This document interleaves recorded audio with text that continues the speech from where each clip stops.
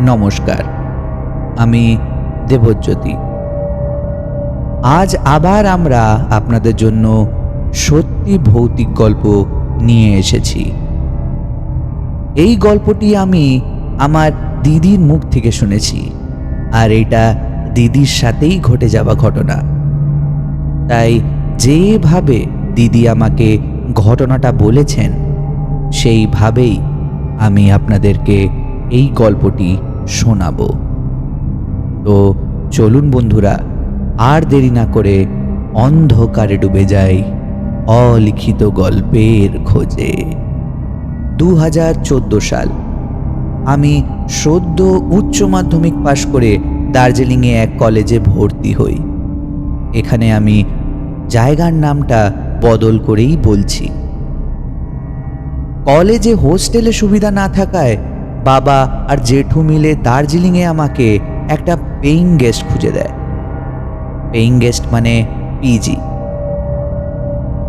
নাম ছিল বর্ষা পিজি। পিজিটা কিন্তু দারুণ ছিল, সব facility available. TV, fridge, AC, washing machine সব কিছু অ্যাভেলেবল ছিল। দুটো 4 তলা বাড়ি পাশাপাশি দাঁড়িয়ে, মাঝখানে একটা লম্বা প্যাসেজ যেটা দুটো বাড়িকে আলাদা করে রেখেছে। ডান দিকের বাড়িটা ছিল আমাদের পিজি।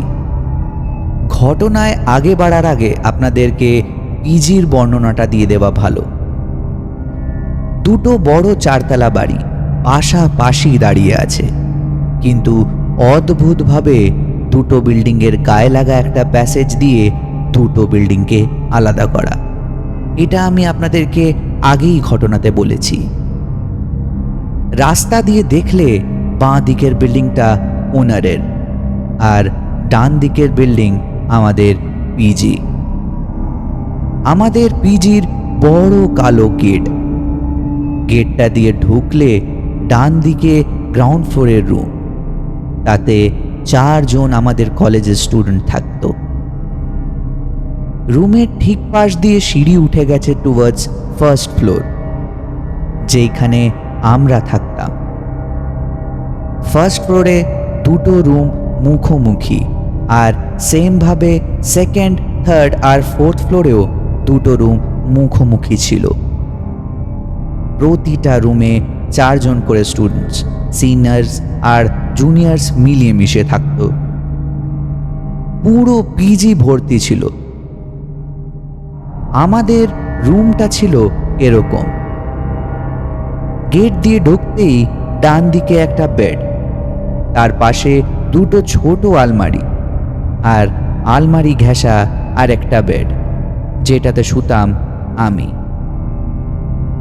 গেটের বাঁ দিক ঘেঁষা টয়লেট, আর তার পাশেও সেমভাবে অ্যারেঞ্জমেন্ট যেমনি তার উল্টো দিকে আমাদের বেডগুলো ছিল।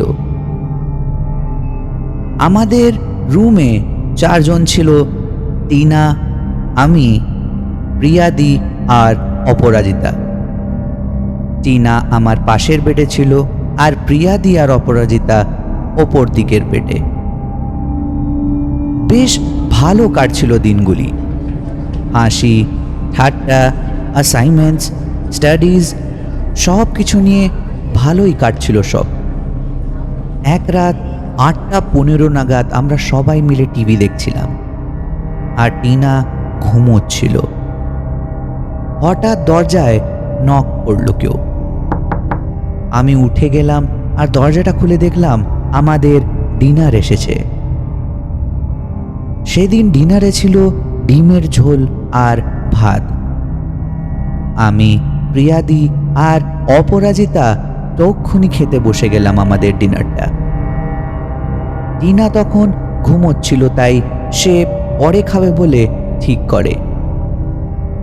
কিন্তু যখন টিনা ঘুম থেকে ওঠে আর যখন ও খেতে বসলো, তখনই প্রথম অদ্ভুত ঘটনাটা ঘটে গেল।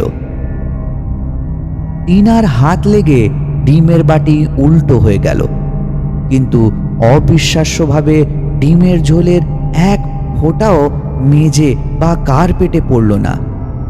যেন বাটি থেকে বেরোনোর সাহসই পেল না ডিমটা আর ডিমের ঝোলটা। আমরা অবাক হয়ে তাকিয়ে রইলাম টিনা আর টিনার ডিমের ঝোলের বাটির দিকে। আমরা মনে মনে ভাবলাম, এ কি হলো? নিচে বাটি পড়লে তো ঝোলটা তো গড়াবেই আর ডিমটা তো পড়বেই। কিন্তু নাহি ডিম পড়ল আর নাহি ডিমের ঝোল। সেই সব জিনিসকে পাত্তা না দিয়ে টিনা ওই ডিমের ঝোলটাই আবার নিজের ভাতের সঙ্গে মেখে খেতে শুরু করলো। আর যেমন অনেক দিন না খেতে পাওয়া মানুষ যেমনি করে খাবারটা খায়, তেমনি 3 গ্রাসে অতটা ভাত আর ডিমের ঝোল মুখে পুড়ে মুখ না ধুয়ে আবার শুয়ে পড়ল টিনা। আমি প্রিয়াদিকে বললাম, দেখো প্রিয়াদি, কি অদ্ভুত না? টিনা একদম পাল্টে গেছে।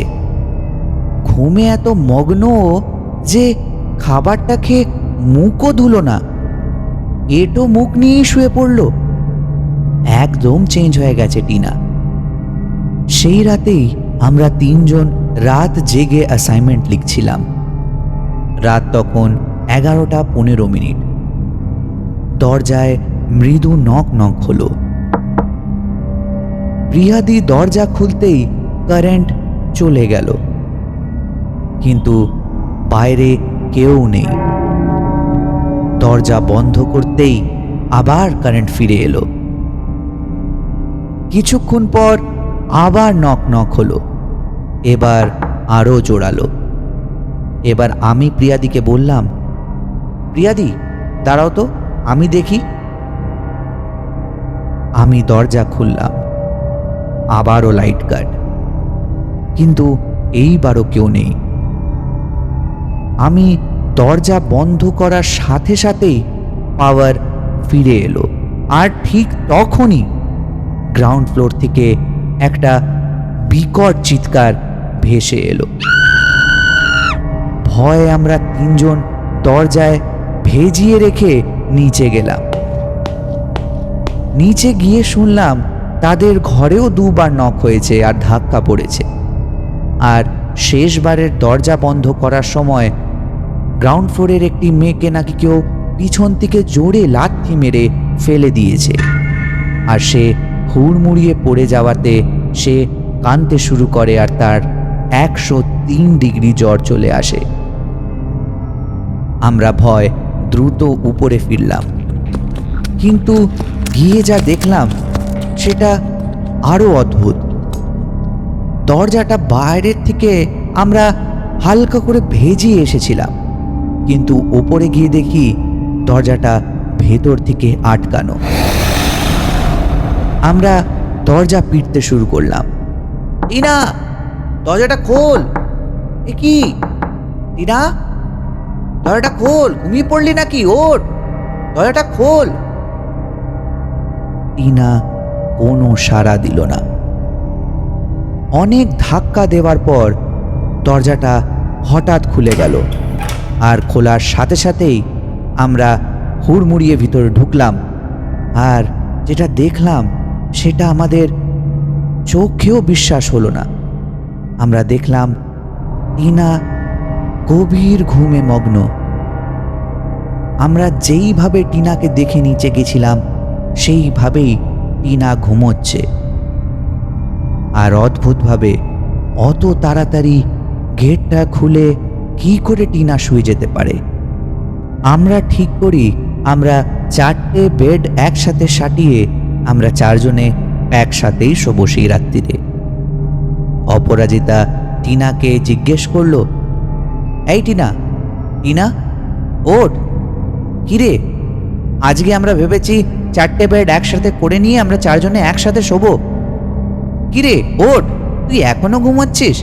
এত কিছু ঘটনা ঘটে গেল, একটু উঠবি না? কিরে ওঠ। কিন্তু টিনা কোনো পাত্তা না দিয়ে আবার উল্টো দিকে পাশ ফিরে শুয়ে পড়ল। এবার প্রিয়াদি বেশ রেগেই অপরাজিতাকে বলল, এই অপরাজিতা, ছাড় তো, ওকে ছাড়।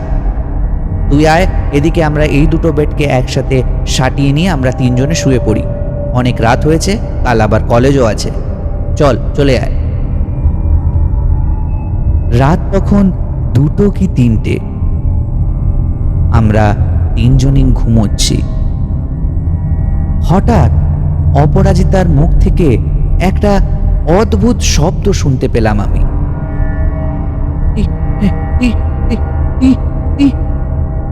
আমার ঘুম ভেঙে গেল। চোখ খুলতেই আমি দেখলাম টিনা আমাদের বেডের পাশে দাঁড়িয়ে আছে।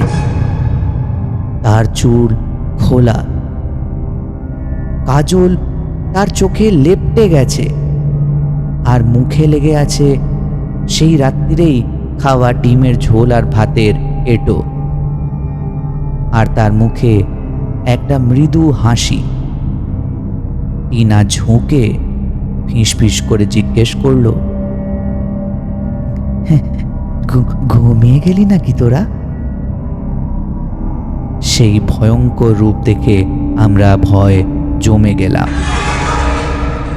কোনো মতে প্রিয়াদি বলে উঠল, হ্যাঁ না তো কি, এত রাতে ঘুমাবো না তো কি করব? কাল কলেজ আছে, তুইও কি ঘুমিয়ে পড় আর আমাদেরকেও ঘুমোতে দে। টিনা অদ্ভুতভাবে সেই অদ্ভুত হাসি নিয়ে ধীরে ধীরে নিজের বেডে ফিরে গেল। পরের দিন কলেজ থেকে ফিরে আমি ছাদে জামা কাপড় তুলতে গেলাম। অনেক দিন জামা কাপড় কাচা হয় না বলে তার আগের দিন আমি জামা কাপড় কেচে ছাদে মেলে এসেছিলাম। তাই আজ কলেজ থেকে ফিরে আমি জামা কাপড় তুলতে ছাদে যাই। ছাদে ওঠার পর থেকেই আমার মনে হচ্ছিল যেন কেউ আমার পিছন পিছন ঘুরছে, কিন্তু অদ্ভুতভাবে পিছনে তাকিয়ে দেখি কেউ নেই। আমি গুনগুন করতে করতে কাপড় জামা তুলে নিচে নেমে আসি। নিচে নামতে নামতে সিঁড়িতেই 4th ফ্লোরের সিনিয়র দিদি আমাকে জিজ্ঞেস করে, কিরে কলেজ কেমন চলছে? ভালো তো? কোনো প্রবলেম লাগলে বা কোনো প্রবলেম হলে অ্যাসাইনমেন্ট বল বা পড়াশুনোতে চলে আসবি উপরে, কোনো টেনশন নিবি না, আমি তোকে বুঝিয়ে দেব। আমিও বললাম, হ্যাঁ দিদি অবশ্যই। 4th ফ্লোরের দিদির সাথে কথা শেষ করে যখন আমি নিচে নামার জন্য 4th ফ্লোরের ল্যান্ডিংয়ে পৌঁছই, তখন আমার স্পষ্ট মনে হলো যেন কেউ আমাকে পিছন থেকে ধাক্কা মেরে নিচে ফেলে দিল। আমি গড়াতে গড়াতে নিচে গিয়ে পড়ি। সবাই আমার পড়ে যাওয়া দেখে তাড়াতাড়ি আমাকে ধরাধরি করে আমার রুমে গিয়ে আমাকে নিজের বেডে শুইয়ে দেয়। প্রিয়াদি আর অপরাজিতাকে অ্যাসাইনমেন্টের কাজে বাইরে যাওয়ার ছিল, আমারও যাওয়ার ছিল, কিন্তু আমার ব্যথা লেগেছে বলে তারা ঠিক করে আমার জিনিসগুলো তারাই এনে দেবে। তাই তারা বাইরে গেল আর টিনাকে বলে গেল কি আমার দেখাশোনা করতে, আর আমার কোনো দরকার লাগলে টিনা যেন আমাকে হেল্প করে।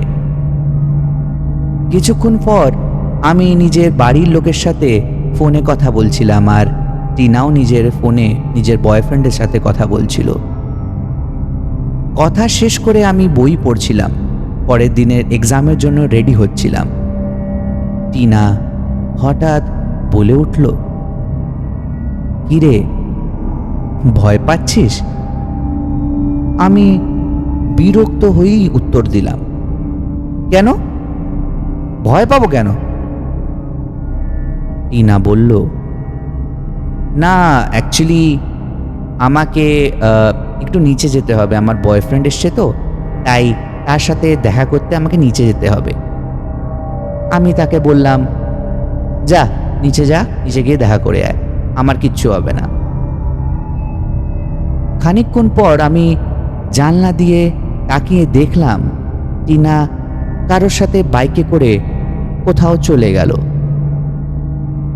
কিছুক্ষণ পর প্রিয়াদি আর অপরাজিতা ঘরে ফিরে দেখে কি আমি একলা আছি আর টিনা নেই। তখন তারাও বুঝে যায় যে সে নিজের বয়ফ্রেন্ডের সাথে কোথাও গেছে। কিছুক্ষণ পর প্রিয়াদি আমাকে বলল, আয় তোর কোমরে মলম লাগিয়ে দিই। কোমরে মলম লাগাতে গিয়ে প্রিয়াদি হঠাৎ চিৎকার করে উঠল, এ কি অপরাজিতা, এ কি দেখছি, তাড়াতাড়ি আয় এখানে। আমার কোমরের দুপাশে স্পষ্ট দুটো আঙ্গুলের গাঢ় চাপের দাগ, যেন কেউ খুব জোরে চেপে ধরেছিল আমার কোমর। তখনই প্রিয়াদির মোবাইল ফোন বেজে উঠল। ফোন তুলে প্রিয়াদি দেখল গ্রাউন্ড ফ্লোরের থেকে একটা মেয়ে প্রিয়াদিকে কল করেছে। প্রিয়াদি অপরাজিতাকে বলল আমার খেয়াল রাখতে। সে নিচে গিয়ে দেখছে কি হয়েছে। কিছুক্ষণ পর প্রিয়াদি নিচে গ্রাউন্ড ফ্লোরের মেয়েদের কাছ থেকে কি হয়েছে জেনে উপরে আসলো। সে ফিরে এসে আমাদেরকে আস্তে আস্তে কাপা গলায় যেটা জানালো, সেটা শুনে আমাদের গা হিম হয়ে গেল। প্রিয়াদি বলল, গ্রাউন্ড ফ্লোরের মেয়েটা আজ ঘরে তাড়াতাড়ি ফিরে গেছিল, আর ফেরার পর সে যখন নিজের চুল শোকাচ্ছিল ফ্রেশ হয়ে এসে নিয়ে, তখন সে দেখে জানলার বাইরে কেউ দাঁড়িয়ে আছে। এখানে বলা ভালো যে দিদিদের পিজির পিছনে একটা বড় খাল ছিল, সেটাতে কিন্তু দাঁড়ানোর কোনো জায়গা নেই। যদি সেখানে দাঁড়াতে হয়, কাউকেই বা যদি এখানে দাঁড়াতে হয়, তাহলে তাকে ভাসতে হবে। তাকে শূন্যে ভেসে জানলার দিকে তাকিয়ে থাকতে হবে, যেটা ইম্পসিবল। প্রিয়াদি বলল, সে যখন চুল শুকোচ্ছিল তখন সে দেখল জানলার বাইরে খালের দিকে কেউ তার দিকে তাকিয়ে দাঁড়িয়ে আছে। সেটা অবিশ্বাস করে আবার নিজের চুল শুকানোর দিকে মন দিতে দিতে সে এবার লক্ষ্য করল সে যেই বেডে বসে আছে তার উল্টো দিকের বেডের নিচে একটা মেয়ে কাঁদছে। তার গা ভয়ে জমে গেল। সে দেখছে এবার সেই মেয়েটা আস্তে আস্তে উপরে উঠে বেডে বসে তার দিকে তাকাচ্ছে। গ্রাউন্ড ফ্লোরের মেয়েটা কিছু না বুঝতে পেয়ে হনুমান চালিসা পাঠ করতে করতে অজ্ঞান হয়ে যায়, আর যখন জ্ঞান ফেরে তখন তার 102 কিংবা 103 গায়ে জ্বর, আর সবাইকে ভয়ে ভয়ে জানায়। এই সব ঘটনা শোনার পর আমরা স্থির করলাম আর নয়, কিন্তু চুক্তির কারণে 3rd সেমিস্টারের আগে বাড়ি ছাড়লে সবাইকে 1.5 লাখ টাকা জরিমানা দিতে হতো। কোনো মতে ভয়ে 2nd সেমিস্টার পর্যন্ত নিজেদেরকে আটকে রেখে তারপর আমরা বাড়ি ছাড়ি। বাড়ি ছাড়ার পর লোকজনের মুখ থেকে শুনলাম বহু বছর আগে নাকি সেই পিজিতে একটা মেয়ে নির্যাতিত হয়ে মারা গিয়েছিল, আর তার দেহর কোনো চিহ্নও পাওয়া যায়নি। কয়েক বছর পর দার্জিলিং ঘুরতে গিয়ে আমি আর দিদি সেই জায়গাটা দেখে এসেছি।